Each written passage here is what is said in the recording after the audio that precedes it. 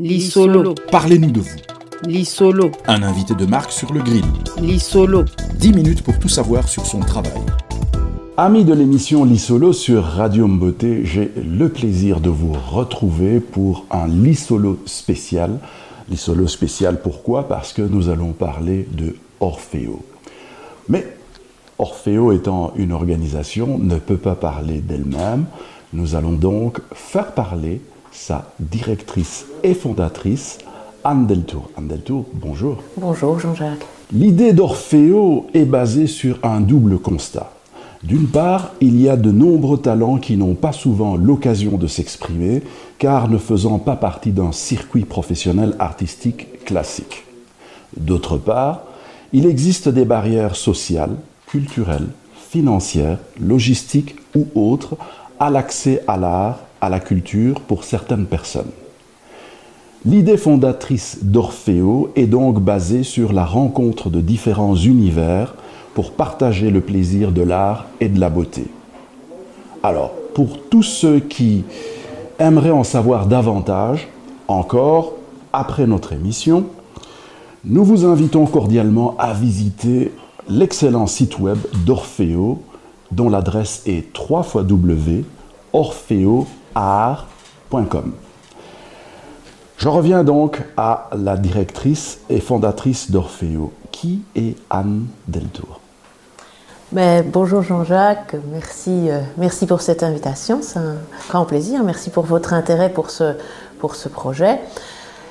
Moi j'ai une double casquette en fait. J'ai un parcours qui est un peu hybride.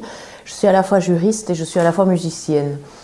Et j'ai un peu conduit ces deux carrières en parallèle pour arriver à un constat. Finalement, à un certain moment dans ma carrière, c'était le souhait de faire partager l'art à un certain nombre de personnes, et spécialement à des personnes pour qui ce n'est pas accessible.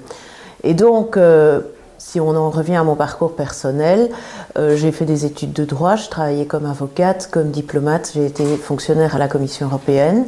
Et à un certain moment, j'ai décidé de me réorienter.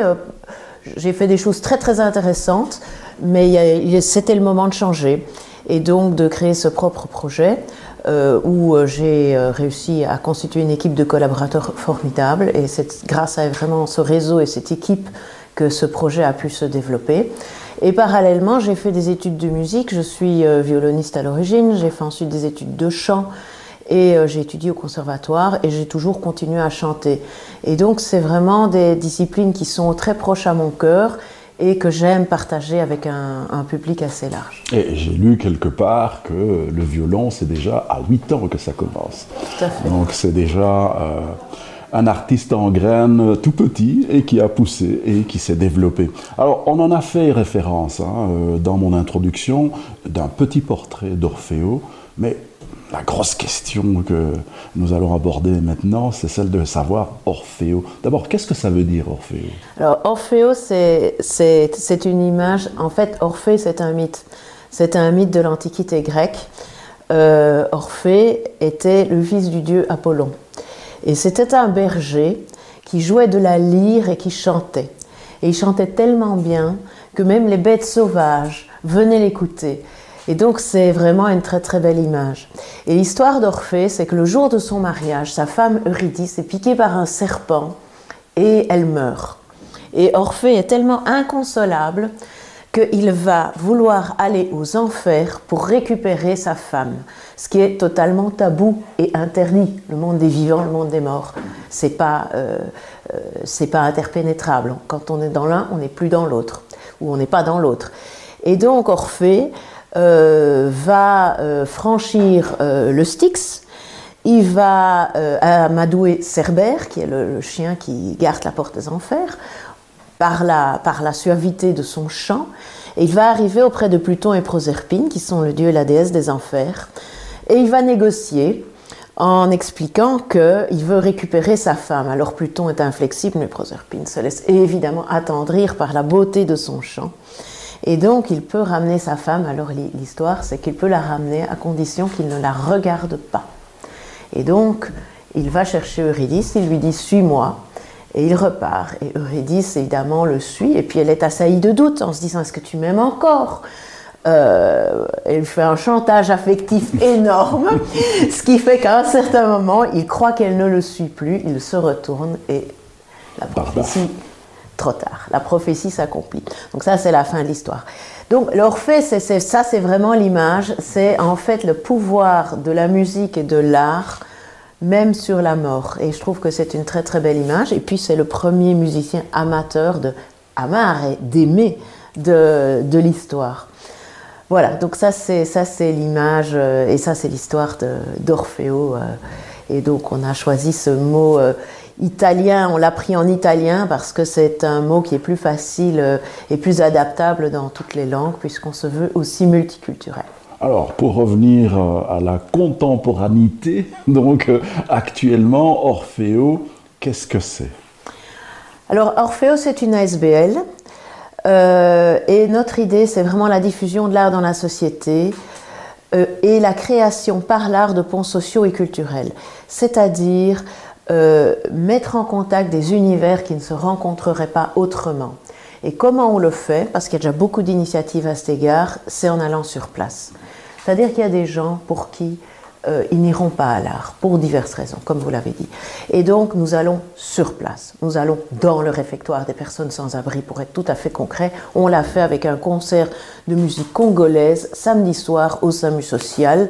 Il y avait Fouraya, un groupe de musique congolaise et de danse congolaise, qui a fait un spectacle au SAMU social, dans le SAMU social. Parce que sinon, ces gens, on ne sait pas les atteindre autrement, en fait, très concrètement.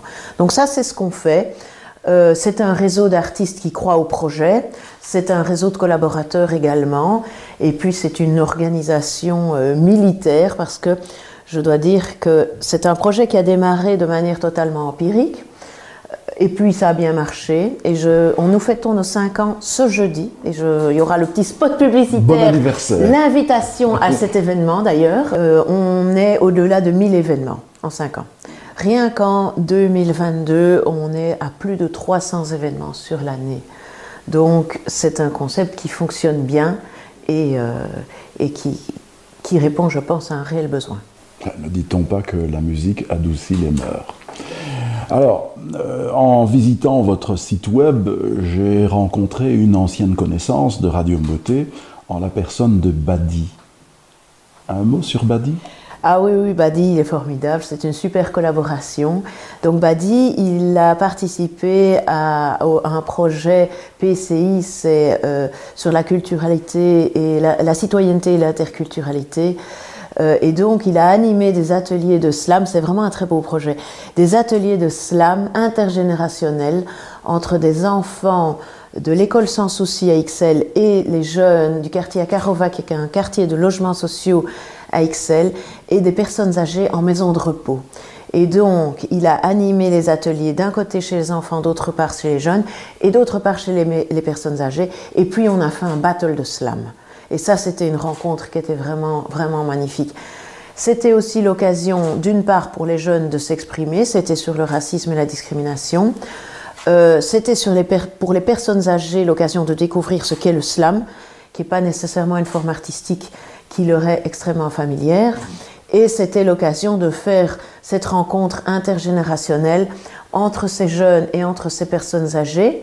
Il y avait une différence de génération, il y avait aussi une différence d'origine, parce que c'était pas nécessairement des jeunes qui étaient, en tout cas ils étaient majoritairement pas d'origine belge, en tout cas pas belge de souche, et ces personnes âgées. Et donc c'est de nouveau vraiment notre credo, c'est de faire rencontrer des univers qui a priori ne se rencontreraient pas, et sur qui on a parfois des a priori, des jugements.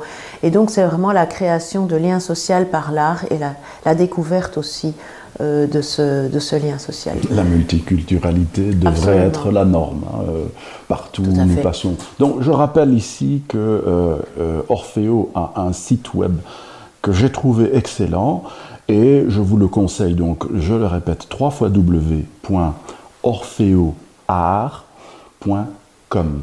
Alors, peut-être encore un mot sur Orfeo ? Mais je peux ajouter sur la communication que si vous allez sur le site, il y a les onglets sur Facebook, Instagram et la chaîne YouTube.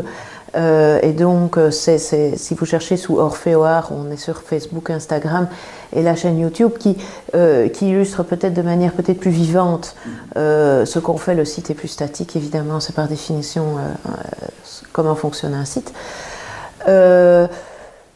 Oui, Orfeo, c'est aussi un laboratoire d'expérimentation et de soutien aux artistes, parce que ça, c'est aussi quelque chose qu'on a développé, donc à côté du projet social, et aussi suite au confinement, on a ressenti le besoin de soutenir les artistes. D'une part, dans le cadre du déconfinement, de leur donner des opportunités de prestations, notamment à la Cour, qui est dans le lieu où nous nous trouvons, 144 rue du Monténégro à Forêt, où nous souhaitons aussi permettre aux artistes de se produire. Et c'est une recherche aussi de regards croisés sur des pratiques artistiques. Jeudi, on aura notamment du reggae mauritanien avec le groupe Foutaflo, de la corde aérienne, des claquettes, du jazz et un DJ aussi à connotation de musique africaine par deux DJs qui sont belges mais d'origine congolaise, Chloé et Diane, et le collectif s'appelle Archive 87. Et donc ça c'est la programmation qu'on propose, et c'est vraiment l'idée aussi de permettre de l'expérimentation artistique dans ce lieu.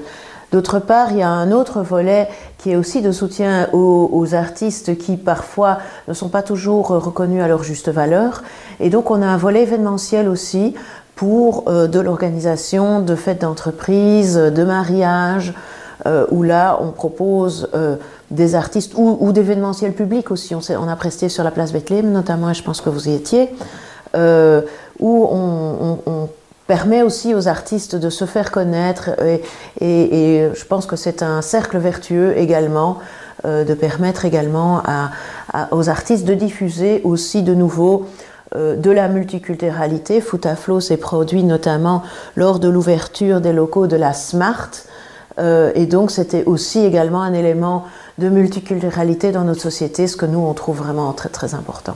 Mama del tour tokomina suka ya lisolo na biso ya lelo maloba ya suka na kati ya émission oyo esalemaka na munoko ya mboka. À vous la parole. Ja, nogmaals bedankt. Als we een van onze nationale talen gaan spreken. Orfeo is ook een tweetalige organisatie, en dus wij zijn ook actief aan de Nederlandstalige kant. En dat is voor ons heel belangrijk om deze diversiteit in Brussel te kunnen verwelkomen en vertegenwoordigen. Ik dank u van harte voor uw interesse in ons project, en ik hoop dat we verder elkaar weer zullen zien. Bedankt. C'est sur ces belles paroles que nous allons mettre un terme à notre émission de ce jour. Et comme d'habitude, pour pouvoir écouter notre radio, vous devez taper www.mbote.be. Vous avez l'opportunité d'écouter la radio et de réécouter également tous les podcasts de toutes les émissions que nous sommes en train de produire. Autrement, vous pouvez nous suivre sur nos différents réseaux sociaux que sont Facebook, Instagram et TikTok. Et enfin, nous vous le recommandons vivement, abonnez-vous à notre chaîne YouTube Radio Mbote. Que la paix des ménages soit avec vous.